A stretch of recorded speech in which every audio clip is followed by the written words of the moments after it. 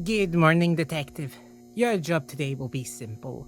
Watch the tapes a previous employee recorded, asking questions to the residents of the Gilman.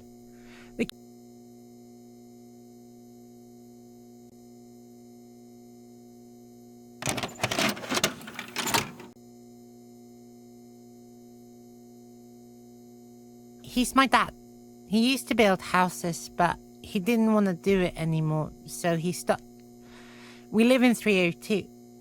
I don't like how he smells. Well, I promised I wouldn't tell. Who? He and Mum are friends. They spend a lot of time together in Mum's garden. I don't think Dad likes him, though. She looks really scary and insists mean things, but she's actually nice. She gives me candy sometimes and calls me a little troll. She and Mum used to drink tea in Mum's garden, but Mum never let me join when they were doing that. What? I'm 10. She's my mum. She's a gardener. She used to tell me I'm her little seed, and that one day she would put me in the ground and I would sprout, just like she did. I don't really get what she means, though. Have you found her? I don't like her. I was grabbing a letter from our postbox Mum asked me to give her, and Miss Hayes screamed at me. Her dog is cute, but she's always barking around Mum. Well, I promised I wouldn't tell. Mum, she told me I shouldn't tell anyone, but Mum's gone. So if I tell you, well, I saw this weird thing before Mum disappeared. She was crying in her garden, and there was this weird man in there with her. He had really long arms.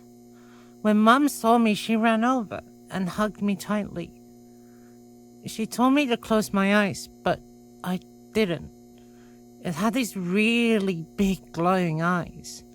They were so bright. They looked like the sun. He's my dad. He used to build houses, but he didn't want to do it anymore, so he stopped. We live in 302. I don't like how he smells, but I still love him.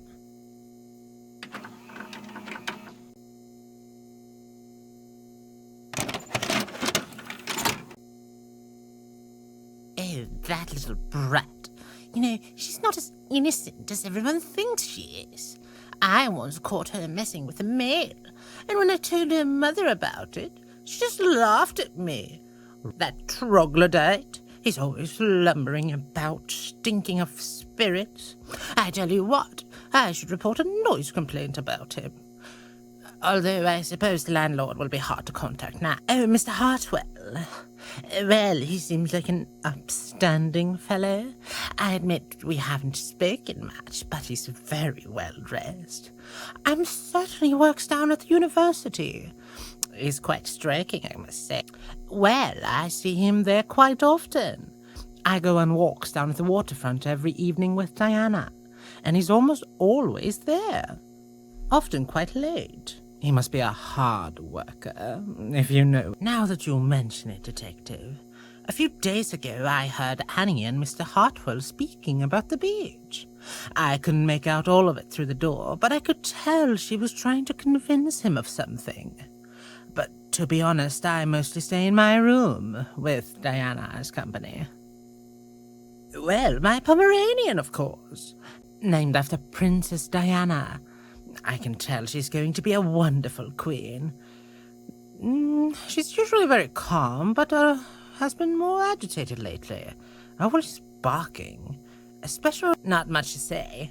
She was a rude woman. I invited her to tea once, and she told me she doesn't drink the kind of dishwater I serve. I asked her what she drinks, and she said I couldn't handle it. But I was welcome to come to her garden and see. I never ended up going there. Couldn't find a sitter for Diana. She's my next-door neighbor. She's always making such a racket. I've seen her talking to Annie often, though. Maybe she did some satanic ritual. Maybe that's how Annie disappeared. I have literature about the subject. How video games cause violence and satanic worship. Darling, do I look like I work. No, I spend my days here, caring for Diana, writing my manuscripts. Well, I'm a woman of means. Or, well, at least I used to be. Promise you won't tell anyone, detective, but... well, the rent here is very cheap, and it's all I can afford.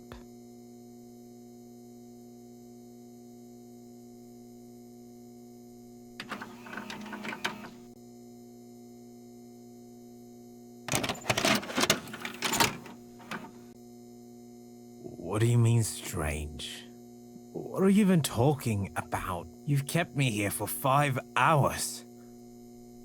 Wait, do you think... After Annie disappeared a few days ago, I saw something. I love Annie. She's the most beautiful woman I've ever seen, but this was different. But it was also wrong. Its eyes were like headlights. Annie felt dull in comparison. I wanted to fall into its arms, but it disappeared. I can't stop thinking about it. He's a prick. He hasn't worked a proper day in his life, and he keeps talking about his job down at the uni, but he's full of it. I used to find him sniffing around Annie when I came home from work. Well, when I still had my job. She lives in 304, right? I don't really know her, to be honest. I know she and Annie are friends. Lots of tea in her garden. Can't tell you much else, though. He's a prick. He hasn't worked a proper day in his life, and he keeps talking about his job down at the uni, but he's full of... Pop down to the pub most days. Usually too pissed to remember, if I'm being honest. I couldn't get a new job. And I couldn't face telling Annie the truth neither. So I told her I got a new gig, and then I started loaning money from my parents. Look at me. I'm a fucking joke. If I told Annie, she would have left me. Probably taking Wendy with her. I can't even take care of my daughter, detective. Look at me. Look at me. Look at me. I'm laid off. Construction company went down the gutter, and the rest of the lads and I all went down with it. I was supposed to get a letter about a new state job, but I never got nothing. I don't know what to tell you. Her smile was like the sun. Her eyes lit up when talking about her interests. We actually met when I was working on this building. She was one of the first residents. I was just some construction worker, but she said she didn't care. You should go see her garden. Well, I wasn't allowed in it, but I saw it a few times when I came to talk to her. It had these huge vines and flowers. Some of them even looked like they could... She's mine and Annie's. We had her a couple of years ago, shortly after moving in together.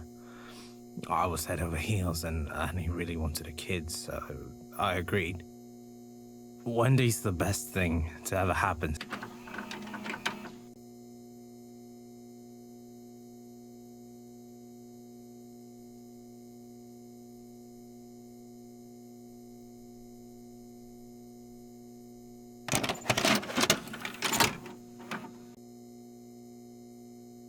Wendy, I feel for her.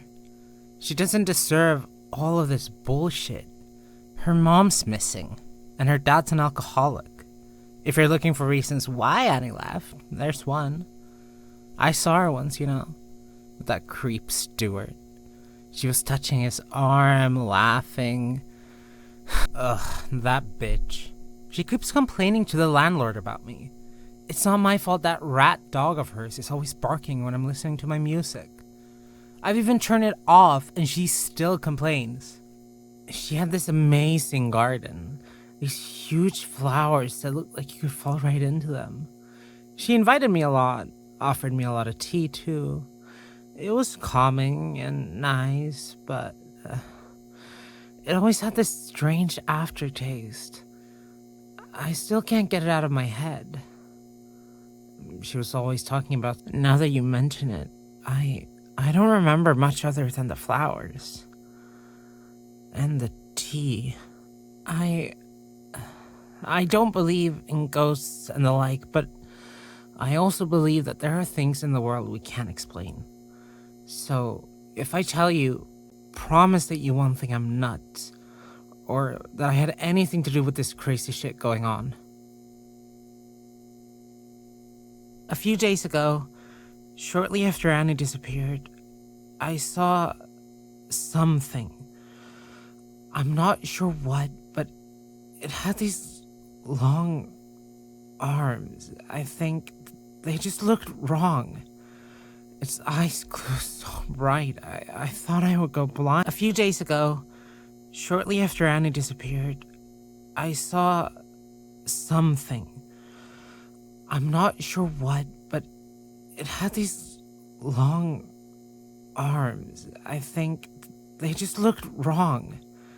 Its eyes glowed so bright, I thought I would go blind. I'd rather not. He's a creep. He's always trying to get me to drink with him or go on dates. I did it once, just to be nice, and because Annie begged me to. He took me to this fancy restaurant, but, well, the whole time he was either talking about himself, Annie's husband, they all live in 302 together. I don't know much else about him. He usually stinks of booze. Annie knew he was laid off, and I'm surprised she didn't leave him sooner. But maybe that's what all those... Well, she often complained during our tea times. She was always talking about how things are going to get better, that she was going somewhere new. I assumed it was somewhere tropical, but she never wanted to tell me where she was going. And to be honest, I can't really see her leaving Wendy behind. She talked about bringing her. I'm a musician. I play bass. Less cool than guitar, I know, but it gets me ladies all the same. Or what do you say, detective? Do you want to hear a couple riffs? I don't know where that shithead went, and to be honest, I don't care. He kept trying to make deals with me. Creep. The thing is, rent's already low. I could afford it, always paid on time. I'm not sure why it was so cheap.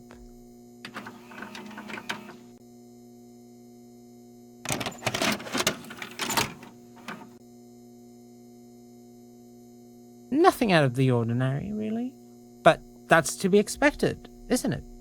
It's supposed to be a regular apartment building. I suppose it's easier if I explain. Have you ever heard of scotomization, detective? It's the idea that some people, unable to comprehend certain realities, will mentally block them out. But what if you take that concept and display it on a grander level? What if humans, unable to comprehend, well, fuck everything? Don't you understand? If every person alive blocks out an entire facet of reality, what happens when someone can see it? What happens when someone can see something the rest of us can't comprehend? Is it most... You're no fun, are you? If I tell you all the answers, you have nothing to figure out, do you? I'll tell you one thing, detective. Annie opened her eyes and saw the world for what it was. And she wasn't the only one who tried. Oh, I used to be a researcher. Now I'm a professor. I work down at the university. It's on the beachfront. Speaking of, have you ever seen a beached whale? It's part of my work. I teach marine biology. Oh, she's wonderful. A true Venus. Not to mention a great conversationalist, and she makes a lovely cup of tea. I met her a few years ago, in fact, while researching the Mariana Trench. After this building was finished, she wrote to me and told me that I should move here. So I did. Oh, she's quite pretty. Not very similar to Annie, but she has her charms. She might have told you already, but I've asked her out a few times. Nothing happened. It must be rough for her, without her mother. I hope you're doing everything you can to reunite them, Detective. I know. He's lucky, I'll tell you that for free.